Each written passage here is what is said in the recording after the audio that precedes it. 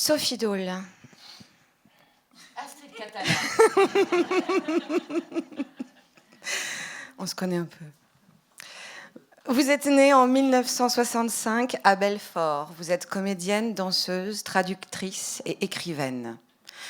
Passionnée dès votre plus jeune âge par les mots et par la musique, par le mouvement et par les voix, par les pensées qu'il crée, par les sensations qu'il procure, par les mondes qu'il déploie, vous entrez au théâtre comme on entre dans l'amour, ouverte, désirante, ivre.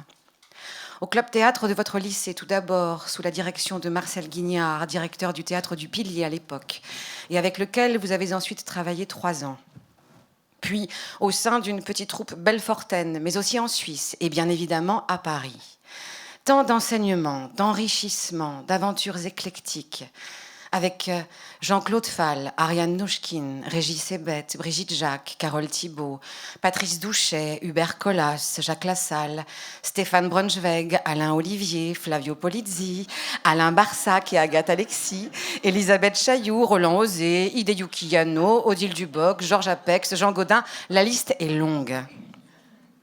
Vous avez également étudié le piano et le chant pendant 10 ans au Conservatoire national supérieur de musique de Strasbourg, fondé votre propre compagnie, l'Eau Lourde, traduit de l'allemand un texte de Georges Tabori, rédigé des articles, réalisé des émissions radiophoniques et prêté si souvent votre timbre de voix merveilleusement reconnaissable à la Maison de la Radio, sans parler de votre engagement auprès des étudiants, des apprentis et des amateurs. Oui.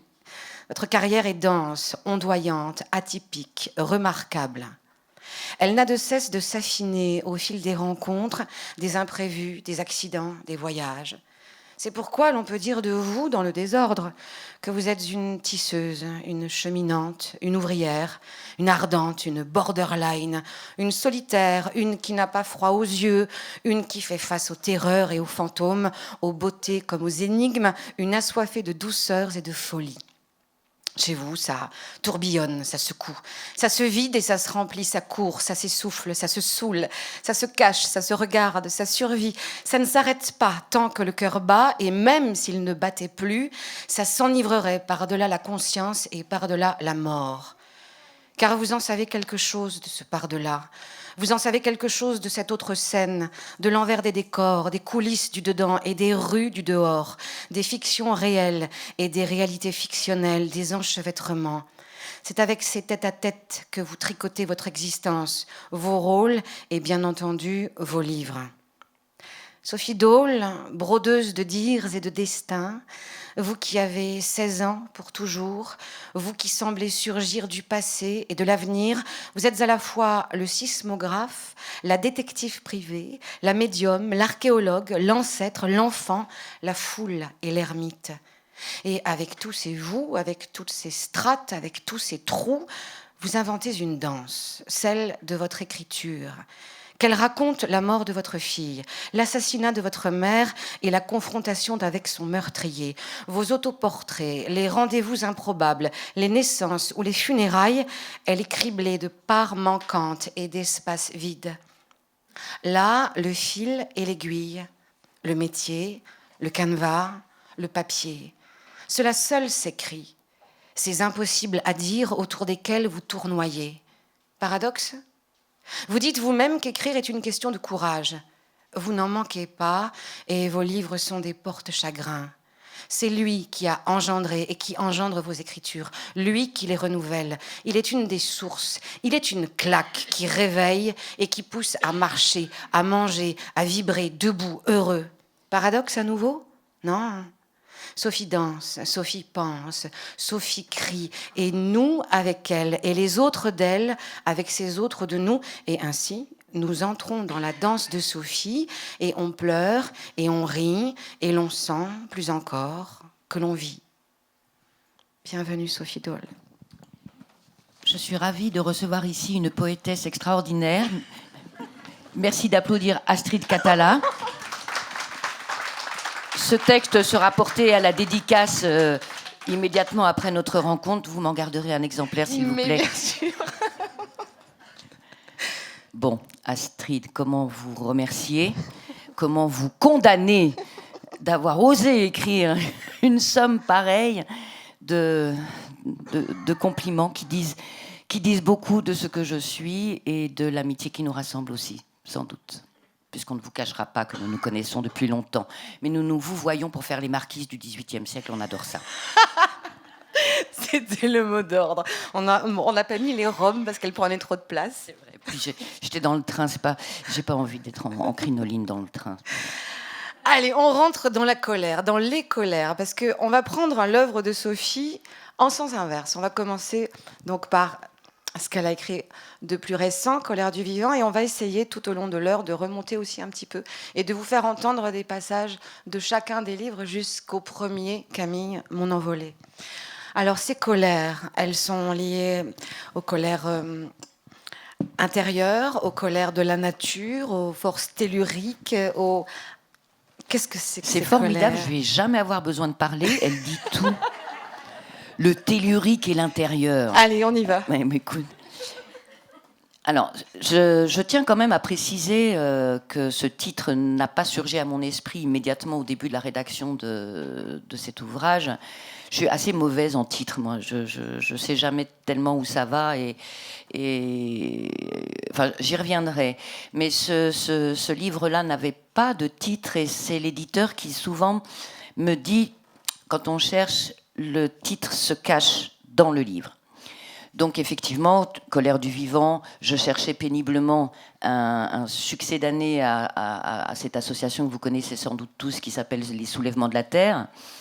Et moi, j'ai pour habitude de jamais situer géographiquement dans le temps ou les noms. Enfin, j'essaye de toujours laisser quelque chose déborder vers l'imaginaire, et puis pour pas rétrécir le champ à des noms connus ou qui s'identifient rapidement. Donc, je cherchais un équivalent au Soulèvement de la Terre.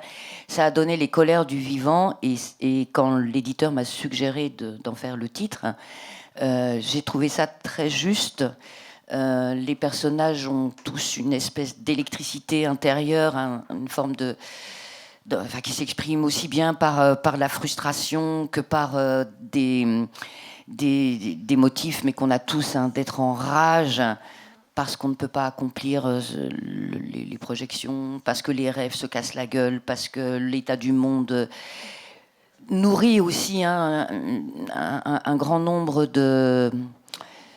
d'adversité. Et puis, il y a tout un dispositif, je trouve, qui nous rend champions pour nous dresser les uns contre les autres, pour simplifier aussi en catégories extrêmement telluriquement opposées. Et voilà, donc c'est cette colère. Et puis, je pense que... Alors, c'est un grand débat qui commence avec celle d'Achille, hein, puisque la guerre de Troie, tout le bazar, la colère d'Achille, c'est quand même ce qui va déclencher aussi le grand motif homérique, la colère homérique, celle d'Achille. Et il y a beaucoup de débats. Est-ce qu'elle est profitable ? Est-ce que c'est un affect qui est source d'énergie et d'indignation ? Ou est-ce qu'au contraire, c'est un débordement qui conduit à la violence irresponsable ?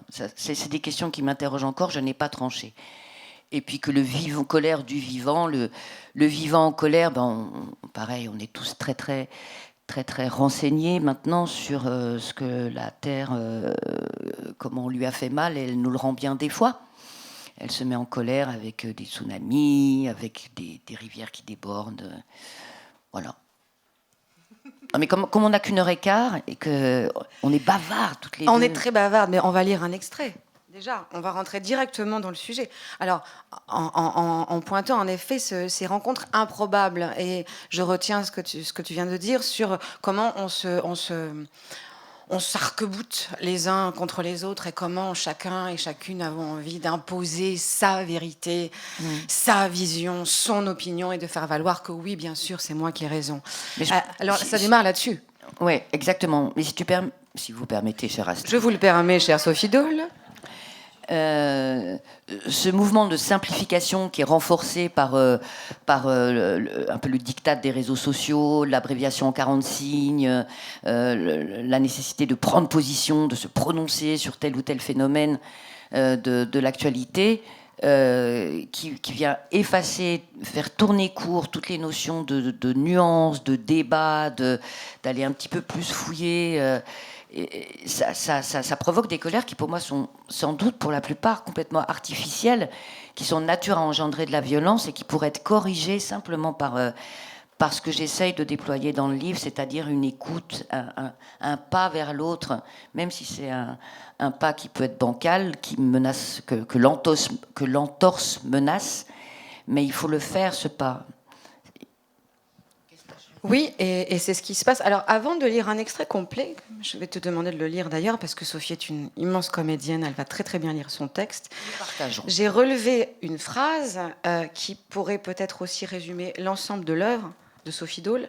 J'invente votre passé, je complote votre avenir. Oui, c'est page 44. Oui, après on va lire autre chose. Mais là, j'invente votre passé, je complote votre avenir. Quand vous allez rentrer dans l'œuvre de Sophie Dole, j'espère que vous allez le faire suite à ce rendez-vous, vous allez peut-être comprendre pourquoi je pense cette chose-là, qu'en effet, elle tricote. C'est pour ça que j'ai parlé de tisseuse, de tricoteuse, de brodeuse.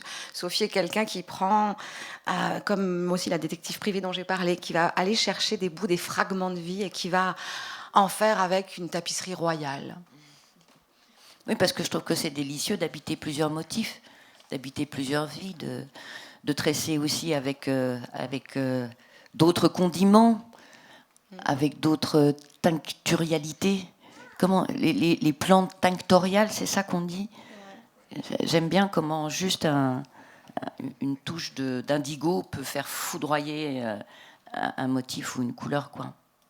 Et la renverser. J'aime bien le tisser, c'est aussi casser. Hein. C'est aussi relier, c'est aussi percer, trouer. Donc, tout n'est pas rose dans le flamant rose. C'est un vrai. Si c'est vrai, tout n'est pas rose. C'est un haïku. Tout n'est pas rose dans le flamant rose. Et donc, on va lire plutôt page 66, si vous voulez bien. Ce livre est construit en 3 parties et démarre par une correspondance dont on a surtout un des bouts, c'est toujours pareil. Voilà. On a donc une femme qui s'appelle Solange et qui écrit à Jennifer, qui est la fille de son voisin, que tout oppose. Elle arrive de la ville, elle s'installe, c'est ce qu'on appelle les néos, et elle est en face d'un pas néo du tout. Mais non, paléo même, et tout à fait. Et tout le village se dit, mon Dieu, mais qu'est-ce qui va se passer? Comment elle va faire? Attention, attention, il est un peu bourru, il est un peu ceci, il est un peu cela, enfin voilà. Et cette Solange se met en quête de faire revenir la fille de ce paléo. Et donc on va lire un début de lettre, page 66, s'il vous plaît, Sophie. Et on peut même lire tout ce chapitre.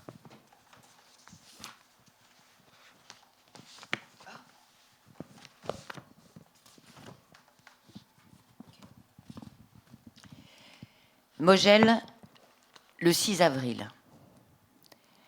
Elle a bouffé ses gosses. Jennifer confine à bouffer ses gosses. J'étais décidée à vous ficher la paix, à donner la réciproque à votre silence, mais je suis bouleversée, enchaînée à vous par une puissance de sortilège.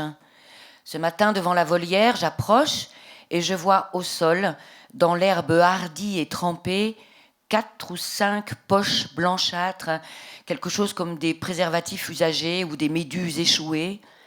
J'approche encore, mon cerveau se refuse à l'évidence et cherche une explication. Des mouchoirs tombés de ma poche?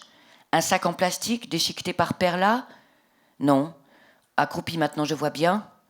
4 avortons sans poils, translucides, les yeux fermés, les oreilles déjà longues, opalescentes, et tout le réseau des muscles et des os visibles sous une sorte de membrane qui n'est pas encore de la peau.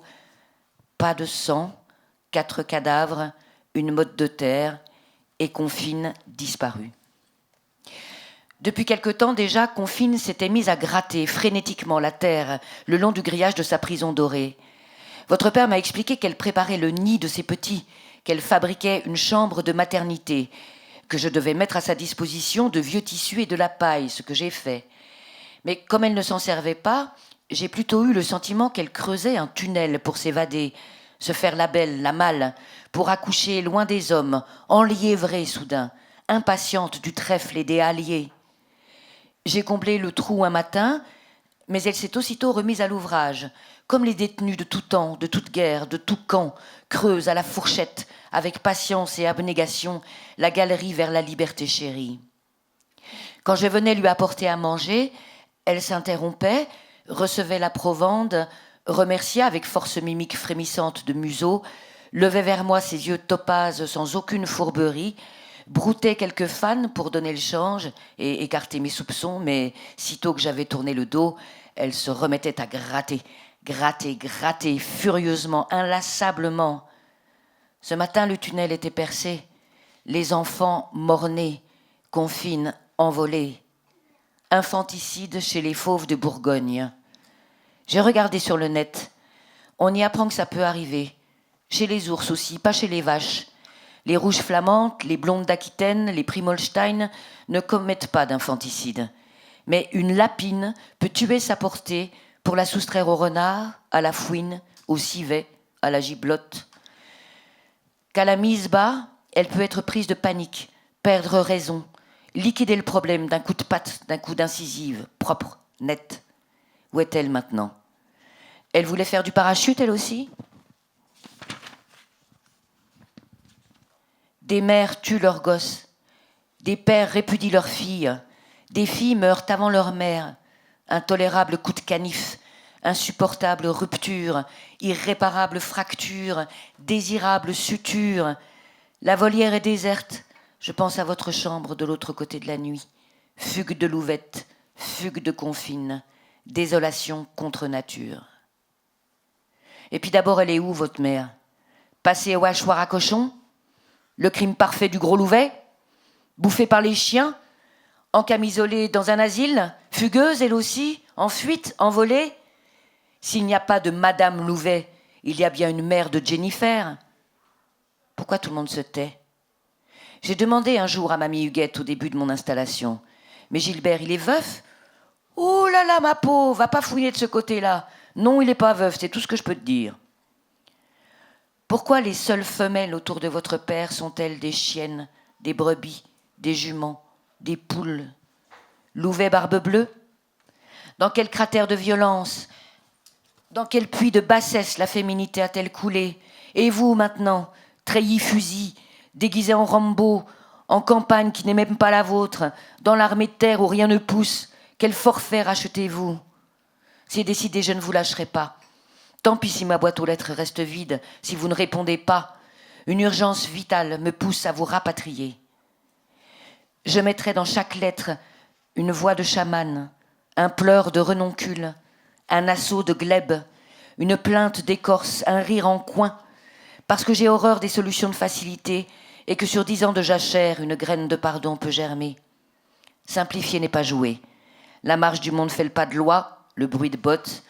À nous deux, femmes, filles, on peut faire le pas de côté, en pantoufles de verre, le 3e pas de la valse. Venez danser. Solange Delvaux. Et un peu plus tard, c'est que votre père est quand même un cas d'étude anthropologique pour le moins paradoxal. Lui qui ne cesse de pester contre les écologistes, il en est un sans le savoir, et même un représentant exemplaire. La terre de son potager n'a jamais connu d'autres engrais que les crottes de ses poules, de ses moutons, de ses lapins. Désherbage à la main, arrosage aux bassines d'eau pluviale, récolte manuelle, le cul basculé dans les rangs de haricots, juste un peu plus lourd que quand il avait 9 ans. Ces bêtes n'ont jamais connu de treilleuse électrique, de tonte à la chaîne, de mangeoire mécanique. Son empreinte carbone est proche de 0. Il n'a jamais pris l'avion, ni de vacances, même en train. Et si on exclut le gasoil pour le tracteur et l'essence pour la Twingo, qui ne doivent pas rouler plus de 50 km par semaine, difficile de trouver plus frugal émetteur de particules fines que lui. De même, Louvet champion du recyclage, Louvet 0 déchet, tout retourne au poêle, à la terre, au feu, aux chiens, à la fosse. Et le jour des poubelles, qui ne passe pourtant que 2 fois par mois, devant chez lui, pas de container. Pour l'alimentation, il adopte le circuit le plus court qui soit, du fond du jardin à la cocotte, du congélateur à la cuisinière. Cochon, légumes, fromage, beefsteak, tout vient d'ici. Ce qui vient d'ailleurs, huile, café, pâtes, PQ, est fourni par le hard discount. Il sait réparer ses moteurs, ses machines, mon aspirateur. Il pratique sans le vouloir une économie du partage et de l'entraide. Il troque la paperasse de sa déclaration d'impôt contre un cajot de betteraves et de petits pois. Il offre un marcassin contre un tableau XL pour sa compta en règle. Mamie Huguette a 6 œufs par semaine contre le classement de son courrier. Dépenses vestimentaires réduites au strict nécessaire, dépenses de santé limitées aux vétérinaires, dépenses courantes sans superflu, plus de tabac, un peu d'alcool, le bois pour l'hiver, l'abonnement au magazine de chasse, le bouquet de chaînes TV. Voilà un peu l'ambiance. Donc il y a Gilbert d'un côté, Solange de l'autre, Jennifer dont on parle au départ qu'on ne voit pas évidemment et qu'on n'entend pas, et puis au fur et à mesure, on ne va pas tout dire bien entendu, on va en savoir un peu plus grâce à un troisième personnage aussi, qui est central, qui va venir s'installer dans cette bourgade. On va en savoir un peu plus sur cette Jennifer disparue. Vous avez déjà des questions, des commentaires, des... Oui, c'est vrai, c'est bien que ce soit une conversation. Ah oui, on converse ici. Oui, c'est une conversation. À moins qu'ils soient tous déjà un peu ivres, grâce à Christophe. Non, pas. Alors, il y a autre chose aussi que souvent vous dites, chère Sophie, c'est le bonheur est intranquille, toujours. Et ça, pour moi, c'est aussi à rattacher à Colère du vivant. Oui, c'est un peu une formule, le bonheur est intranquille. Je pense que c'est un mot que j'aime bien aussi à cause de Pessoa, à cause de l'intranquillité. Et puis que je crois que j'ai une nature intranquille, parce qu'à chaque fois que je me sens tranquille, je me sens un peu... C'est que je suis désœuvrée. Quand je suis désœuvrée, je m'ennuie. Et l'ennui me donne des idées noires. Donc, c'est pas forcément une nervosité. Cette intranquillité, c'est pas aller à la pêche aux emmerdes. Hein. C'est juste essayer d'être en état d'alerte tout le temps et de pouvoir éprouver tout ce que la vie nous donne à vivre, quelle que soit la nature de ces expériences. Le bonheur est intranquille parce qu'il est multiple. Je ne crois pas qu'il soit unilatéralement décidé par une seule formule. Et l'intranquillité, c'est aussi l'énergie, c'est aussi une présence, c'est être rapide, c'est être vif, c'est être inquiet. Et ça peut paraître paradoxal, mais ces états-là, moi, d'extrême sensibilité à tout ce qui surgit, mais tout, mais même vous là qui me regardez, je peux compter les cheveux blancs, je vois la couleur d'une écharpe, tout ça, ça me fait du bonheur, mais ça ne me rend pas tranquille. Je ne suis pas une contemplative, je ne suis pas quelqu'un dont la nature est zen, comme on dit, on me le reproche parfois. Mais je suis comme ça et c'est une histoire de muscles, c'est une histoire de tendons, c'est une histoire de rapidité du sang, c'est une histoire de battement du cœur. Je sais pas, j'ai dû tomber dans un bocal comme Astérix, je sais pas, une sorte de potion, peut-être pas magique, mais qui me met un degré de palpitation un petit peu supérieur à la normale. C'est pas toujours facile de cohabiter avec un tel tempérament, pour moi-même et pour l'entourage. Cependant, c'est vrai que je trouve vraiment quelque chose qui se rapprocherait du bonheur à être dans cette forme d'effervescence, mais qui est juste une participation consentie à la vie, sous toutes ses formes. Et l'écriture de Sophie Dole rejoint vraiment ce qu'elle est en train de dire, c'est-à-dire que les mots, comme les situations, en tous les cas dans ce livre aussi, c'est flagrant, que ce soit la préparation du cochon, le vent dans l'herbe, dans la prairie, la mort de ces petits animaux, les couleurs, tout est très sensible, ultra sensible. C'est à fleur de peau, et ça nous arrive à fleur de peau aussi. Les mots, on les mâche. Il y a quelque chose de très... comme dans Novarina, il y a quelque chose de très proche de ce que dit Novarina sur la langue. D'ailleurs, on va, j'espère, la voir en chair et en os l'année prochaine. Ce rapport à la matière. Voilà, oui. La littérature est une matière. Et la vie aussi, d'ailleurs. Il faut que la viande parle. Voilà, exactement. C'est ce qu'il dit Novarina. Exactement. Dans la lettre à Louis de Funès. Et puis c'est vrai que j'ai un rapport complètement organique, mais qui vient peut-être aussi de la pratique du théâtre, de la pratique de la danse, qui met forcément en jeu le corps dès qu'il y a du dire. Et c'est vrai que sans pratiquer le gueuloir à la Flaubert, je suis extrêmement sensible à toute cette dynamique du verbe. J'aime la langue à un point démesuré, et sa ressource est immense. Mais je peux m'enquiquiner pour trouver ce bonheur intranquille, parce que je veux un truc où je veux qu'il y ait de la dentale et puis qu'il y ait 3 syllabes. Je peux embraser des dictionnaires pour trouver le mot qui va aller signifier ce que je veux dire avec une dentale et 3 syllabes. Il faut qu'il y ait des... Sinon, ça marche pas. Et elle fait évidemment donc œuvre de versification et de poésie. Par exemple, dans Ainsi parlait Jules, on voyage un peu dans l'œuvre. On a un poème magnifique que j'aimerais bien entendre de ta bouche, de votre bouche. Je suis très heureuse, Astrid, que vous soyez parmi les rares qui, dans ce livre, il y a 2 voix. Il y a Jules qui parle, qui est une espèce de gros bourrin. D'ailleurs, on n'arrête pas de me signifier que je donne la parole pour leur donner une seconde chance à tous les monstres de la Terre.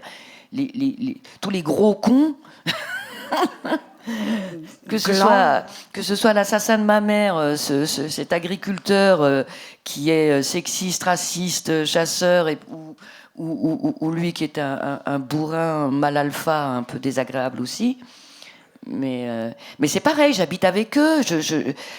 Peut-être le théâtre aussi nous apprend ça, Astrid, vous ne me direz pas le contraire. C'est que si on est capable de jouer Richard III, qui est un criminel absolument repoussant, il y a bien quelque part en nous un bout de Richard III qui doit être planqué quelque part.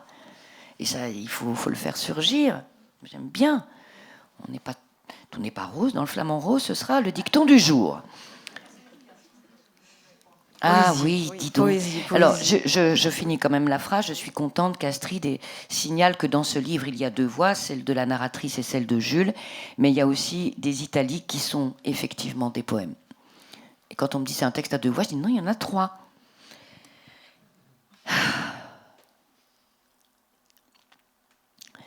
Pourtant, il faut encore donner un sens à la disparition, inscrire quelque chose. Offrir une langue au silence, même avariée sous la bâche de l'autopsie, même captive du gel inexorable. Dans la poussière des signes, trouver la rune qui dit l'absence.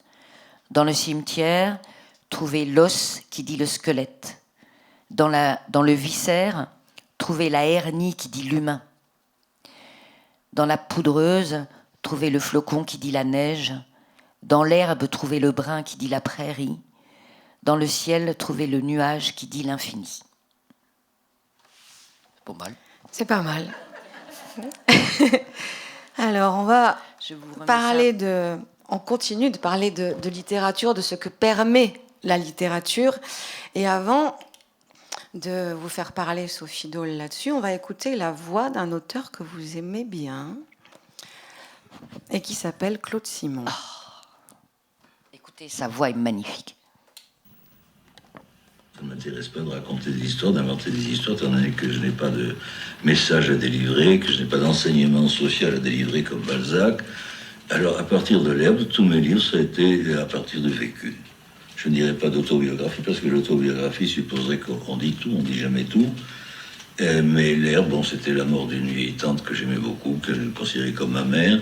La route des Flandres, ça a été la guerre comme je l'ai faite. Le palace, c'était mes souvenirs, enfin comme je l'ai faite, comme je me rappelais l'avoir fait. On est tellement dans un état second qu'on ne peut pas dire que ce soit comme ça. Le palace, c'était non pas les souvenirs que j'avais de la Révolution en Espagne 15 ans plus tard. Tous mes livres, les corps conducteurs, c'était un colloque en Amérique du Sud d'intellectuels, enfin tous les livres. Et puis finalement, les géorgiques, alors, c'est complètement à base de vécu, puis c'est à la base de papier de mon ancêtre, la conseillère Michel, que j'ai trouvé. J'ai recopié même des choses mot à mot. Et là, il n'y a aucun élément de fiction. Quel titre donner ? Quel titre donner à quelque chose qui ne prétend pas reproduire le monde, mais la seule prétention, c'est de regrouper, de combiner des souvenirs ou des émotions en sachant toujours qu'on laisse des blancs, qu'on laisse de l'inconnu et qu'on ne va pas aller chercher à combler cet inconnu par une espèce de ciment plus ou moins neutre ou incolore, simplement pour faire le lien. Le sens va sortir du travail sur la langue. Je crois que c'est là la grande révolution qui s'est produite.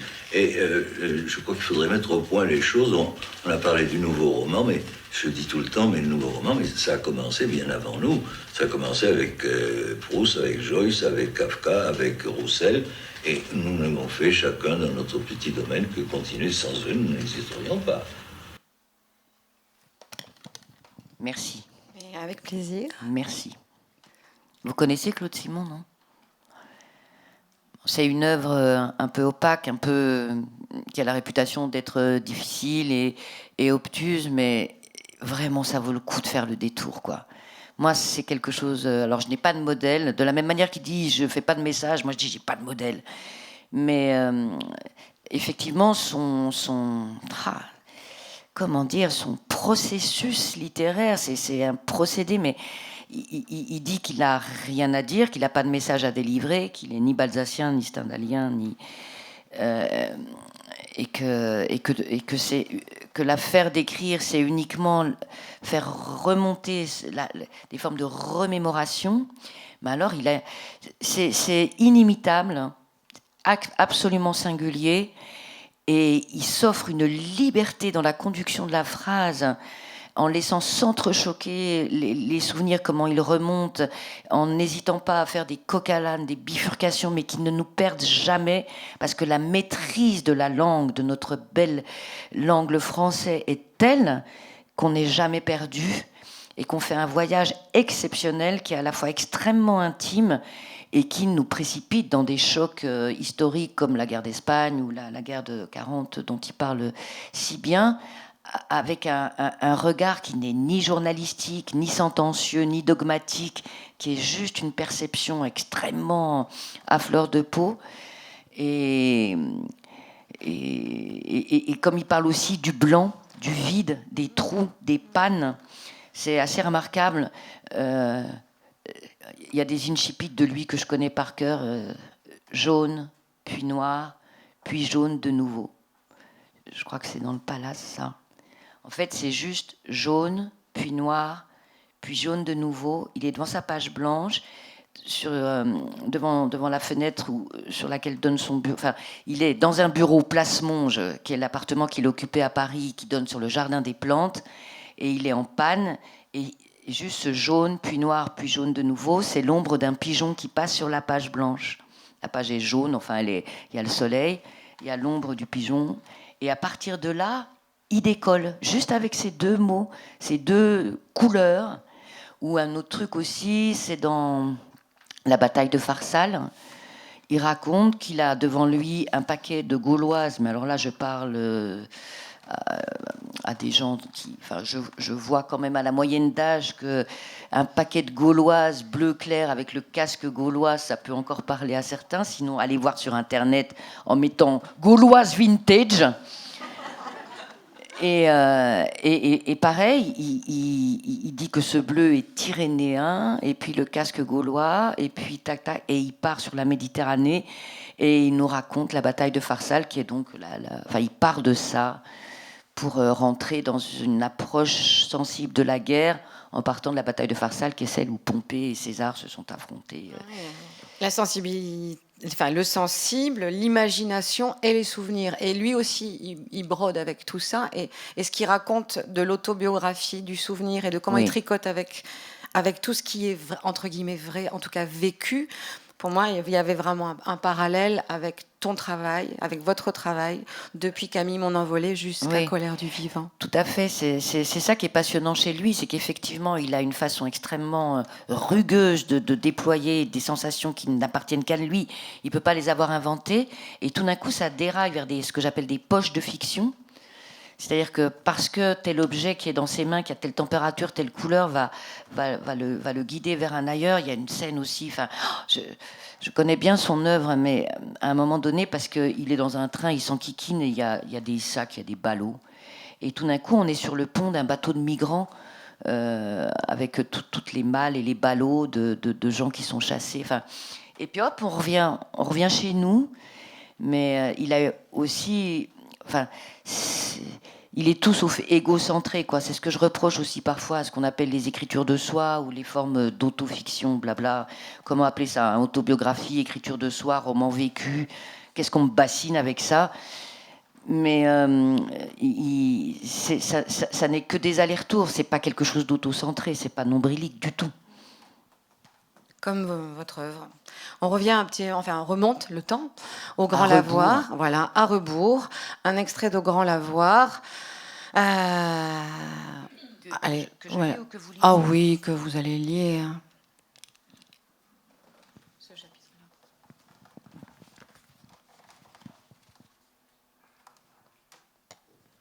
Je ne sais plus ce que c'est ce chapitre-là. Enfin, si, ça va. Quand la police et la presse ont révélé le nom de l'auteur du crime, à la suite d'un aveu spontané obtenu dès la première interpellation le dimanche à son domicile où il dormait depuis 24 heures, les guerriers de l'ordre moral ont stigmatisé la dérive d'une jeunesse sans valeur et sans repère. Les sociologues ont cherché des excuses, les fanatiques en ont appelé au rétablissement de la peine de mort, les autres dévoraient le journal et s'empiffraient des détails, améliorant l'ordinaire des chats écrasés et des résultats sportifs.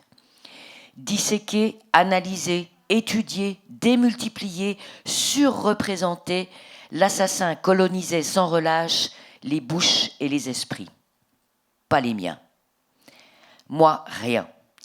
Rien qu'une formidable ataraxie, une cryogénisation instantanée de toutes mes sensations. Avec ce type, j'avais marché dans la ville en lui apprenant des mots compliqués. Et soudain, il a cessé d'exister. Fini, terminé. Tout son être s'est évaporé dans l'instant de son geste. Le dernier souffle rendu par la morte l'a soustrait à la communauté des humains. Il ne comptait plus. Il était réduit à néant, disparu, effacé. Je me souviens de ça. Très... Il était désormais le meurtrier, une figure de tarot, une allégorie modélisée, peut-être un personnage pour un roman que j'écrirai plus tard, où je lui inventerai un dimanche matin nos gens le retrouvent, par exemple. Ce n'est pas un homme qui chutait, mais le sens du monde tout entier. Quelque chose alors m'éblouit, qui commandait une entrée en haute vie, comme on dit en haute mer, avec le large qui s'offre, infini et contenant tout, avec l'écriture comme boussole et comme bouée, pour me maintenir sur la houle immense. Voilà, donc ce livre parle de ce face-à-face presque entre l'autrice que vous êtes et l'assassin de votre mère. Ouais. Ça me fait bizarre de relire ça parce que je me souviens exactement de où j'étais, le temps que ça m'a pris, ce que je buvais au moment où j'ai rédigé ce chapitre. Là, je le trouve même encore un peu poussif. J'aurais aimé aller même encore plus loin si je pouvais le tuer à mon tour. C'est-à-dire que donc effectivement, c'est un livre que je consacre au meurtrier de ma mère, qui a été violée et assassinée quand j'avais 19 ans. Elle en avait 45.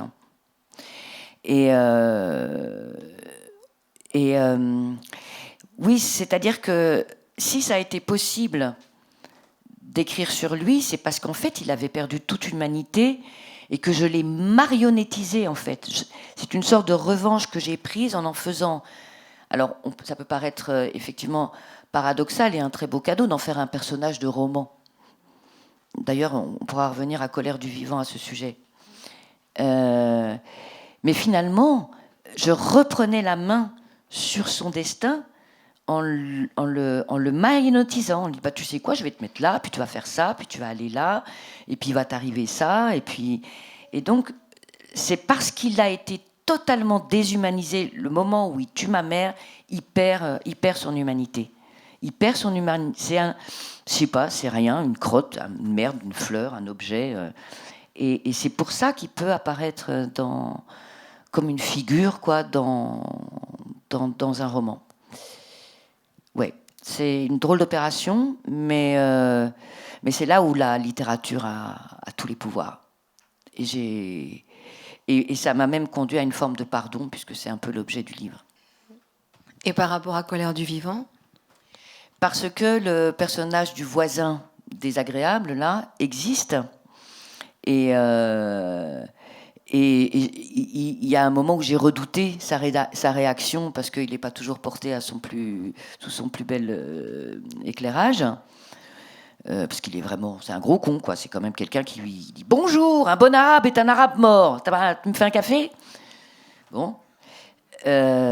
Donc, puis c'est quelqu'un qui n'a pas d'éducation. C'est ce que je dis aussi à un moment. Votre père n'a pas d'instruction, pas d'éducation, mais il a du savoir.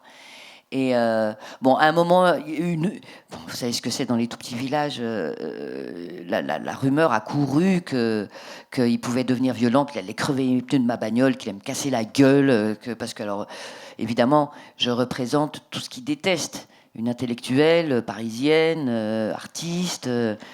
Il fait partie de ces gens qui, depuis des générations, quand quelqu'un a un livre entre les mains, on lui dit « mais t'as rien de mieux à foutre, tu perds ton temps, t'as pas mieux à faire ». Et finalement, mais j'étais sûre, de toute façon, qu'il n'y aurait pas de violence. Il se trouve qu'il est content d'être un héros de roman. Ça lui fait mousser quelque chose. Et en fait, nos rapports ne se sont absolument pas dégradés, et même au contraire. Et ça vient susciter chez les gens de mon bord, là, dans le petit entre-soi, que malheureusement, qui se répercute dans toutes les sociétés, voilà. Ça a rendu curieux de lui des gens qui le condamnaient, qui préféraient même pas lui parler, qui s'en allaient de chez nous si jamais il arrivait. Non, mais je veux pas le voir, lui, c'est vraiment... Et maintenant, il dit, alors, Olivier enfin voilà, bon, il s'appelle Olivier en vrai. Mais c'est drôle parce que ça suscite un intérêt, le fait qu'il soit devenu un personnage, ça hausse tout le monde. C'est drôle. Alors moi aussi j'ai essayé de lier, de tisser avec ce que j'ai lu dans les livres, ce que je connais un peu de Sophie Dole, ce qu'elle m'a gentiment écrit lorsque je lui ai posé quelques questions, et j'en ai fait un diaporama qu'on va regarder ensemble. Je ne sais pas si on peut éteindre les lumières ou pas. Non, on ne peut pas. Bon, eh ben, on verra ça quand même. Ce que j'aime beaucoup chez Astrid, c'est que c'est une travailleuse acharnée. Et c'est la valeur travail, hein, c'est une grande vertu. Mais c'est une bosseuse et ça, c'est une grande vertu. Allez, on y va. On va plonger dans une partie de l'univers de Sophie Dole.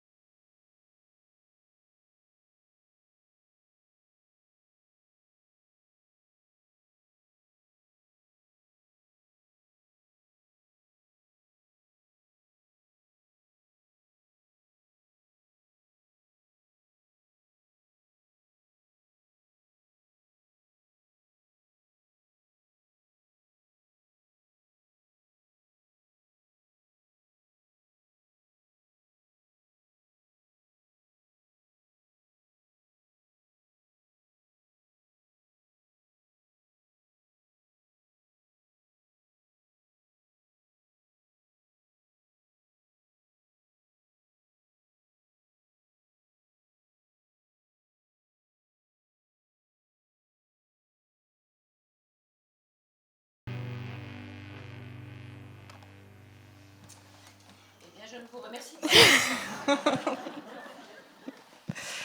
Donc tout un tas de références à la peinture, Rothko, les photos de Sanders.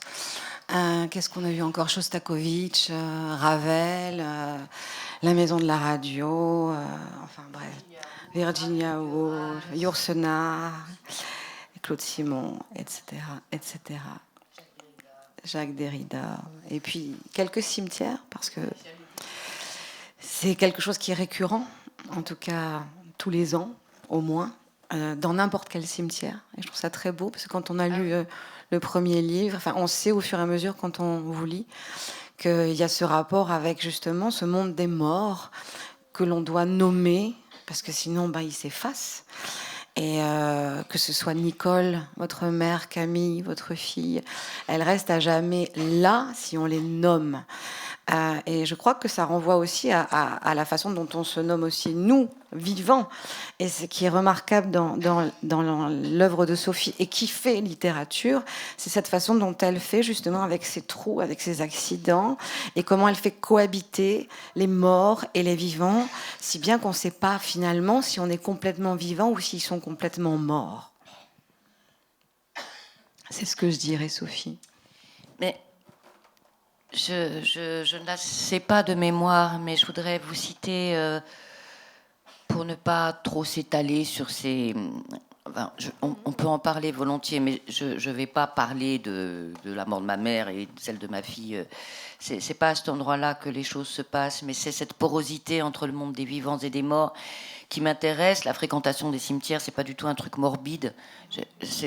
Ben ouais, c'est une promenade d'ailleurs assez reposante, parce que ce sont des lieux qui sont à l'abri du bruit la plupart du temps, enfin, et qui sont souvent beaux, fleuris, silencieux, apaisants vraiment. Donc c'est une promenade que j'ai en prédilection, et c'est vrai que voilà, dans plusieurs cimetières, il y a une Ludivine, il y a Denise Le Tillier, là, il y a toujours une tombe qui signale un enfant mort, une mort trop précoce, trop prématurée, et j'aime bien rassembler Camille, qui est morte à 16 ans, donc dans cette farandole des enfants morts, et qui nous habite toujours, à condition que, c'est Heiner Müller qui dit ça, c'est pas parce que j'ai lu Heiner Müller, c'est Michel Simoneau, qui est un poète, qui le cite lui-même, et qui dit,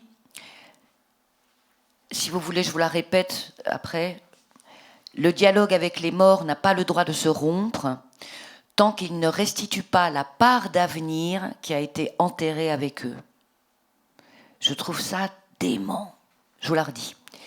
Le dialogue avec les morts n'a pas le droit de se rompre, tant qu'ils ne restituent pas, ce dialogue, la part d'avenir des morts qui a été rompue avec eux.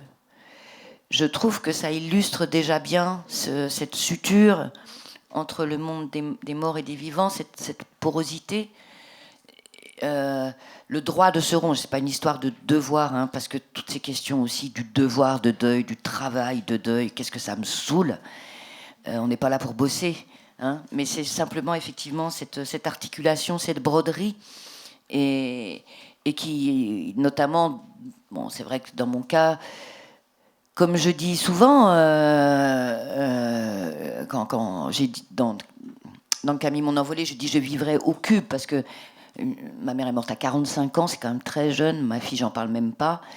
Donc, ce sont des vies qui peuvent vite disparaître, même de la mémoire de ceux qui les ont connues. Enfin, ce sont des si courtes vies que je m'efforce de prendre en charge. C'est peut-être ça, l'intranquillité dont nous parlions au début.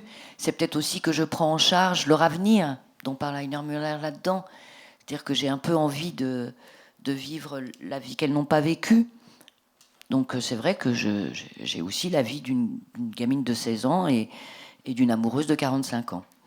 Et il y en a une autre que j'ai lue hier, c'est chez Quignard, à propos du deuil, qui est complètement dans un autre motif, mais qui dit: le deuil, c'est l'attente qui ne comprend même plus ce qu'elle attend, mais qui de façon absolue attend. Et cette idée de l'attente, c'est pareil, c'est intranquille l'attente. Surtout quand on ne sait même plus ce qu'on attend. Et est-ce qu'on peut dire qu'alors, entre le passé et l'avenir, en tous les cas chez vous, il y a des livres? Entre le passé et l'avenir, il y a les livres. Il y a le présent.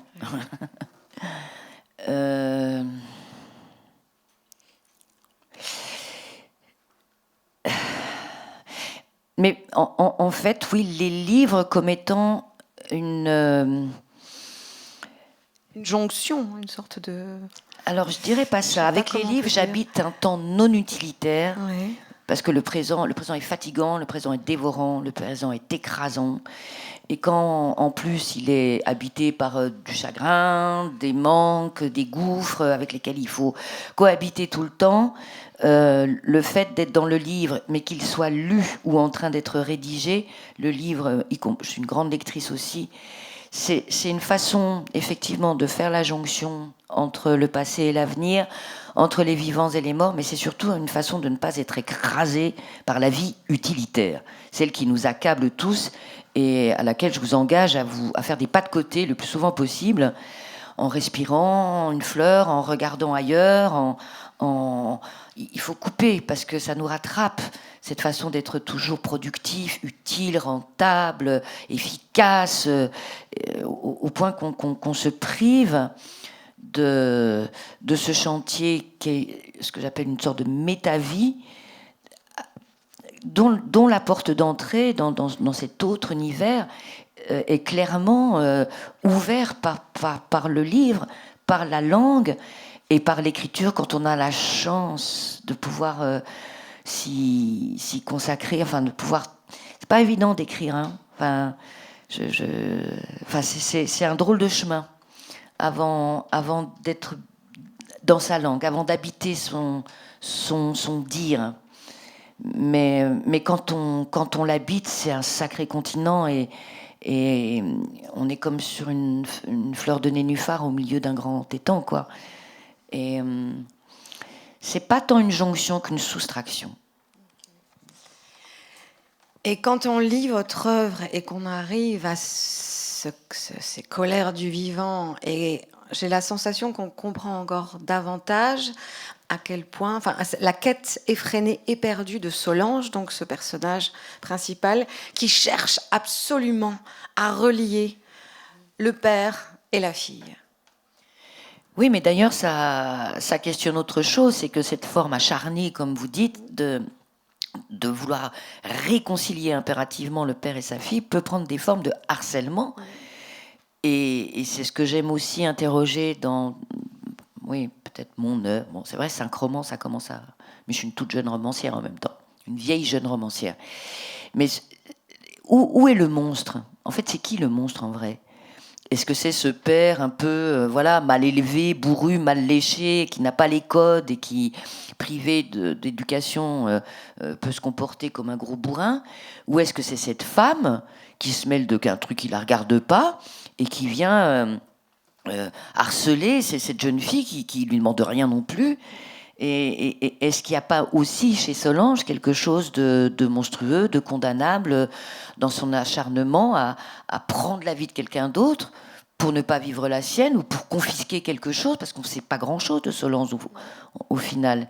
Si, on ne sait juste que ça, qu'elle s'acharne sur cette jeune femme, sur cette jeune fille, pour compenser quoi? Donc j'aime bien que la barbarie, elle est, c'est ce que je vous disais à propos de Richard III tout à l'heure, elle est en chacun de nous, et le monstre, il n'est pas toujours là où on croit. Allez, encore à rebours, un petit chapitre de la suture qui met donc au cœur l'histoire de votre mère à partir d'une boîte à chaussures retrouvée après son assassinat. Il y a quelques indices. Et à partir de ces indices, de ces traces laissées, Sophie fait un livre et on va juste en entendre une page. C'est vrai que ma mère était une femme très mystérieuse. Je crois que même l'homme qu'elle a épousé n'en savait pas grand-chose de plus. Bon. On sait juste qu'elle était orpheline à 15 ans.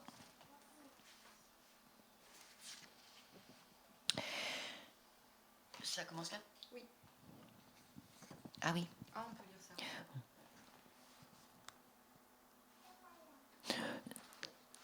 Oui, oui, on va le dire. Joli. Ben ouais, très bien.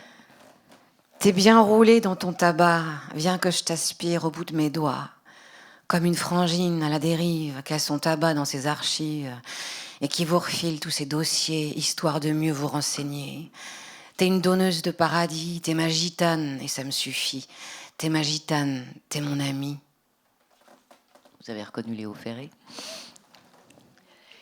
Dans ma belle chambre, à l'étage de la chaumière, je reste moi aussi les yeux attachés sur la photo. Il y a eu extinction massive et précoce des membres qui composent ce groupe. Un chagrin gonfle. J'écrase ma clope. J'ai envie de prendre le petit chemin qui longe l'arrière de la bâtisse et d'aller pleurer dans les graminées. J'ai envie d'embrasser les troncs des sapins qui laisseront sur mes habits cette sève résinée qui ne part pas, même après le lavage en machine. J'ai envie de confier au noble digital pourpre combien j'en ai gros sur la patate, d'aller fourrer mes doigts dans la mousse odorante qui ondule sous les racines, de vérifier l'avancement des myrtilles et la regrettable disparition des framboises sauvages, de marcher sur les chaumes, humant la douceâtre odeur de bouse, pendant que l'or des pelages soyeux du bétail en estive flirte avec le soleil rasant. Ce soir, je mangerai en bas, au restaurant, parmi les clients, une salade vosgienne ou un caclon au vin d'Arbois que ma sœur me servira avec une grosse bise dans le cou. Faustine, elle est là ? Non, elle n'est pas là, Faustine. On lui passera le message. Mais parce qu'elle est vosgienne. Elle est vosgienne, Faustine. Elle à la base. Encore une fois, dans ces extraits, on ressent les matières, celles qu'on mange, celles qu'on... Voilà, c'est vraiment extrêmement physique. Elle rend... oui, dans tous ces livres, on se rend compte à quel point vivre est une expérience physique. Et à quel point malheureusement, il faut absolument qu'on continue de se révolter, de s'arc-bouter, pas les uns contre les autres, mais contre cette espèce de vampirisme de la machine qui nous réduit à ne plus rien ressentir. Si on ne ressent plus rien, là, vraiment, on est mort. Et dans ces livres, dans les livres de Sophie Dole, il y a toujours ce rapport au vivant, et jusque dans le titre, qui nous pousse à dire oui, c'est là, c'est maintenant, je suis en vie. Ça ne va pas durer très longtemps. Et c'est un coup de pied aux fesses et c'est vraiment, ça fait du bien. Merci. Ouais. Et ça fait de la musique. Je voulais rebondir aussi là-dessus parce que Sophie, vous avez dit, nous sommes tous des rouleaux perforés. Vous savez, comme les voilà. Et nous devons être joués, travailler avec nos trous, nos vides, nos manques. Et ça fait de la musique. Laissez-vous perforer pour pouvoir faire être musique. C'est aussi pour moi une façon de parler de votre œuvre. Oui, je me souviens de cette espèce d'improvisation.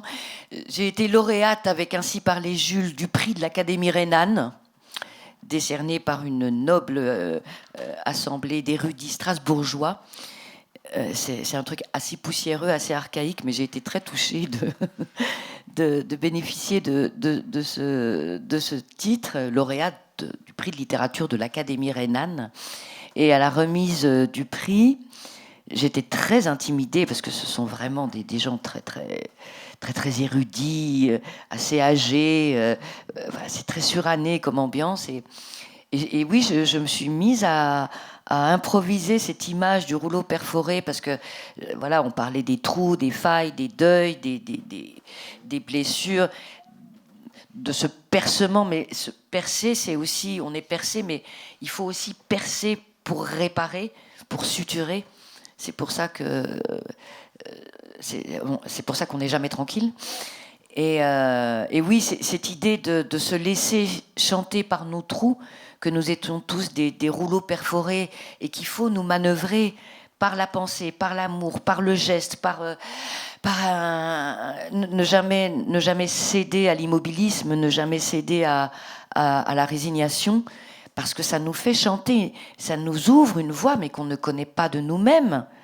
Si on consent à ce que les chagrins, les deuils, l'adversité, les heurts, les déceptions font comme trous, et si on s'emploie uniquement à les boucher avec un ciment de pacotille ou chimique, eh ben, on se prive de la possibilité de faire entendre de nous une voix qu'on ignore en nous-mêmes, si on consent à la faille, quoi, et à laisser le vent de la manivelle, quoi. Bon, c'est bien joli tout ce que je dis, hein, c'est très mignon, très poétique, c'est pas facile, je comprends bien que c'est un peu une idée, mais non, c'est physique, c'est quelque chose qu'on peut réaliser dans nos petits moyens, avec notre aussi humble soit-elle pensée et ressources, de voir comment ça chante en nous quand on est perforé. Parce qu'il y a toujours de l'air. Donc c'est comme la flûte de Pan, hein. C'est parce qu'il y a des trous et de l'air que ça chante. Et toute la poésie, tout Homère, tout notre socle grec là, du poème et du vers et des aèdes là, du chant, ça vient de ça, des trous et de l'air.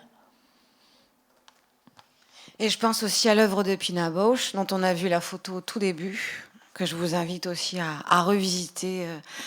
Il n'y a pas des tonnes de choses sur Internet, mais allez-y, parce qu'elle aussi, toute son œuvre, elle ne parle que de ça, de cet air et de ce chant et de cette survivance au sens de cette survivance, de ce trop de vie, mais il n'y en a jamais trop. Et donc voilà, aussi, petit clin d'œil à Pina Bausch. Est-ce que vous avez, avant qu'on termine par le dernier extrait, puisqu'on aura réussi à remonter jusqu'au premier livre, est-ce que vous avez des questions, des remarques, ou bien est-ce que vous avez envie de lui parler en tête-à-tête ensuite, lors de la dédicace? Ok. Oui. Alors, il y a un micro qui est juste là. Merci. Oui, Christine, c'est gentil. Il est juste ici.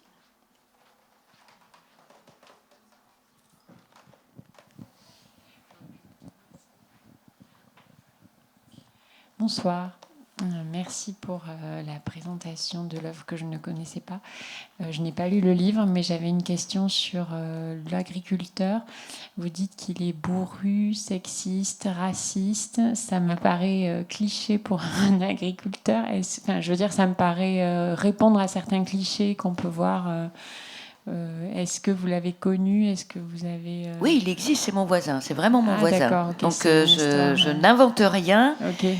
Mon éditeur a fait la même remarque quand il a pris connaissance du premier jet, du premier manuscrit.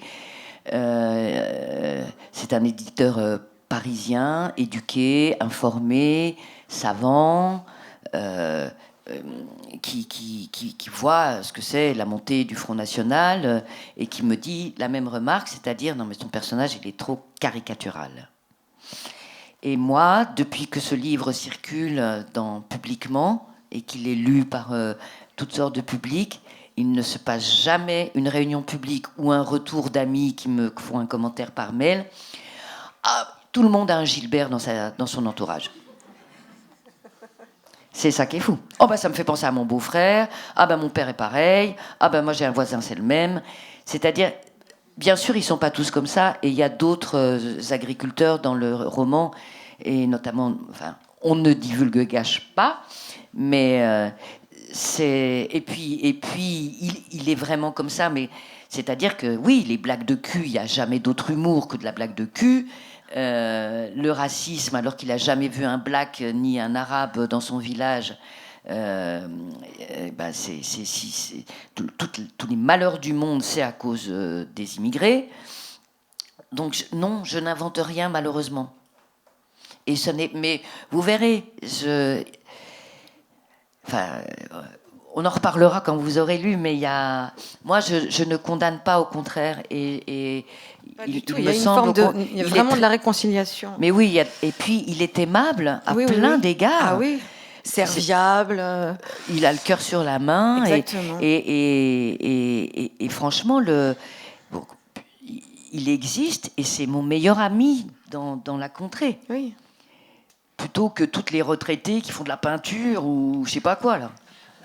Donc c'est aussi Quelqu'un se sent visé? Non, mais justement, c'est très rassurant. Non, mais enfin, je veux dire, parce que ce qu'il faut voir, c'est que nous, on le voit comme ça. Mais nous, ils nous regardent aussi. Et ils pensent bien quelque chose de nous. Donc c'est une œuvre politique aussi que vous avez. Pardon ? C'est une œuvre politique aussi que vous avez. Politique ? écrite. Par la cohabitation des. Si on est intranquille, c'est qu'on est politique, de toute façon. Bah oui, bien sûr. Ce livre interroge énormément toutes les frictions qu'il y a entre les chasseurs et les écolos, les néos et les machins, la question de la montée du Front National, l'agribashing. Bien sûr, il y a une étude sociologique et un point de vue dessus. Mais tant qu'on est plusieurs, tant qu'il y a plusieurs couleurs, tant qu'il y a plusieurs, tant qu'on peut se parler, mais c'est ça, c'est une invitation. Il y a une réelle diversité dans ce livre qui j'espère pourra être à l'image d'une diversité. Absolument, mais alors là, c'est pas du tout un livre sur l'agribashing, loin de là. Hein. Loin de là. Hein. Vous l'avez lu ? Ah, donc madame, elle dit non. Voilà, donnez le micro à la dame. C'est pour rassurer votre voisine.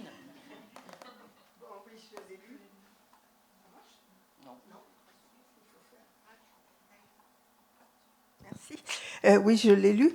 J'ai lu tous les autres d'ailleurs aussi. J'ai adoré les commères, d'avoir les boîtes aux lettres. Parce que ça aussi, c'est de la vérité, c'est du village. C'est le cœur grec un peu aussi. Oui, c'est les... Mais, ah oui, les commères. Ah.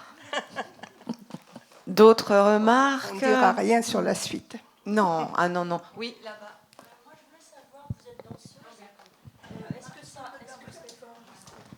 J'ai compris que vous étiez danseuse. Est-ce que dans votre écriture, vous écrivez avec quelque chose qui sort de vous comme danseuse, dans votre façon d'écrire ? Je pense que j'ai eu une adolescence surmenée. J'ai fait de la musique, de la danse, du sport, etc. Que ça a contaminé quelque chose irréductiblement dans mon corps. Alors, je vous dis pas que je danse en écrivant, mais la façon dont la phrase s'emmanche, comment elle est conduite.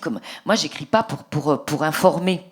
J'écris pour que la phrase soit une vague, une houle, un muscle en mouvement, une figure de patinage artistique ou un plongeon ou je sais pas quoi. C'est jamais utilitaire et informatif, une phrase. Il faut qu'elle contienne quelque chose qui renseigne le lecteur sur l'avancée des travaux, mais ça marche que si elle a une organicité, oui, une corporalité, effectivement, ouais, indiscutablement, c'est sûr. Et c'est vrai que je vous parle de sang, de muscles, de tendons, de peau, mais inconsciemment, je sais que tout ça agit dans l'écriture, c'est évident.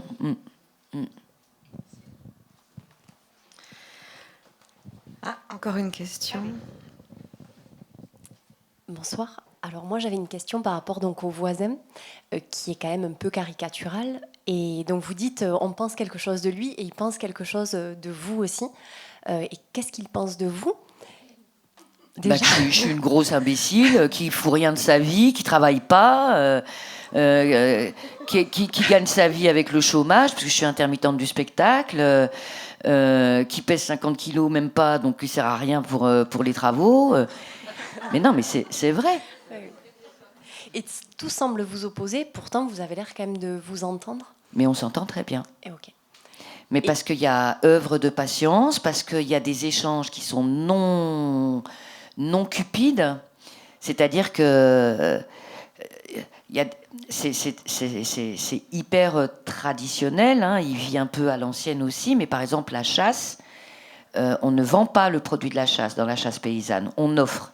Mais quand il a tué, il vit tout seul, 4 sangliers dans la semaine, il faut bien qu'il écoule. Donc à un moment donné, on se retrouve avec un gigot ou deux, puis après, puis il me dit tiens, tu vas me cuisiner ça.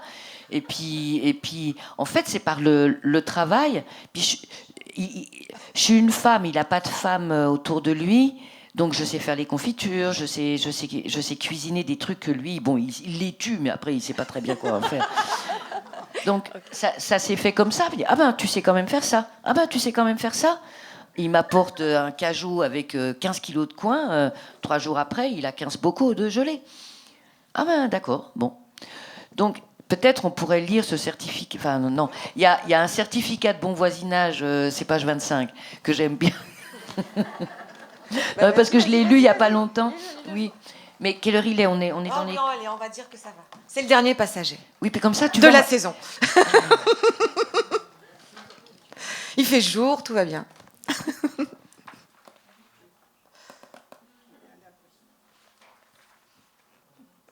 Voilà.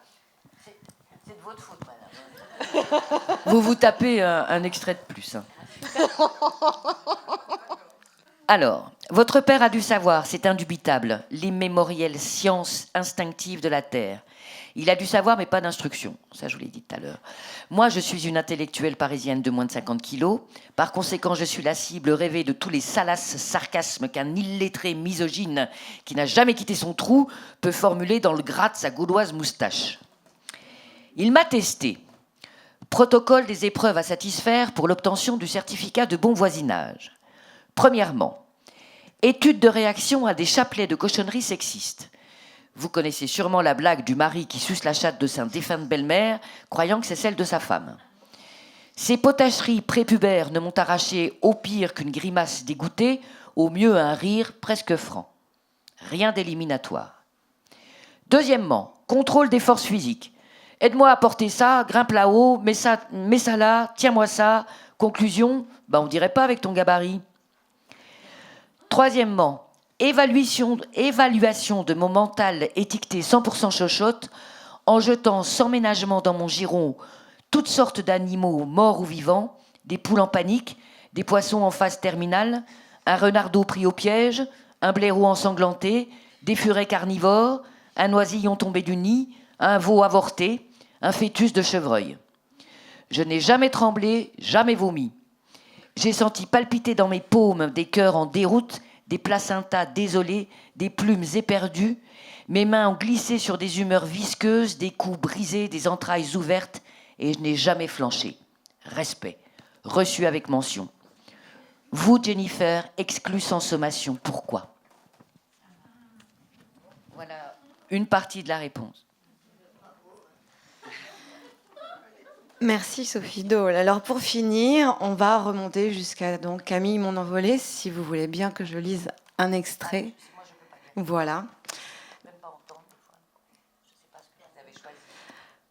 Allez, on y va. Montpellier, 22 janvier. Demain, chaton, on sera le 23 janvier, le premier anniversaire de ta mort. Tant qu'on les compte en moi.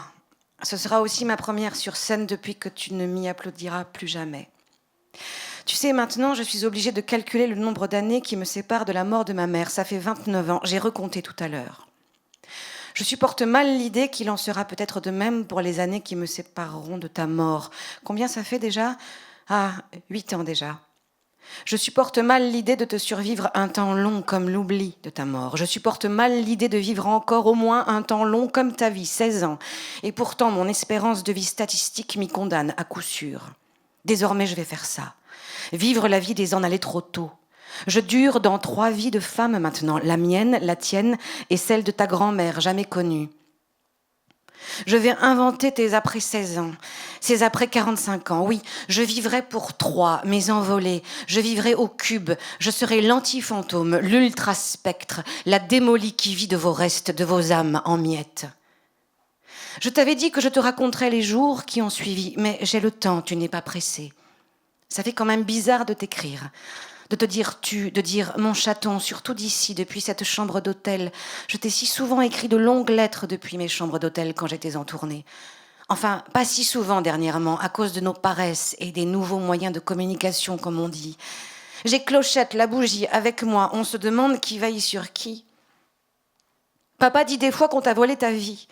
Il est obsédé par l'idée que peut-être tu t'es foutu en l'air, parce qu'on ne t'a pas assez aimé, parce qu'on te mettait trop la pression, parce qu'on était trop exigeant, parce qu'on était trop compliqué. Il délire.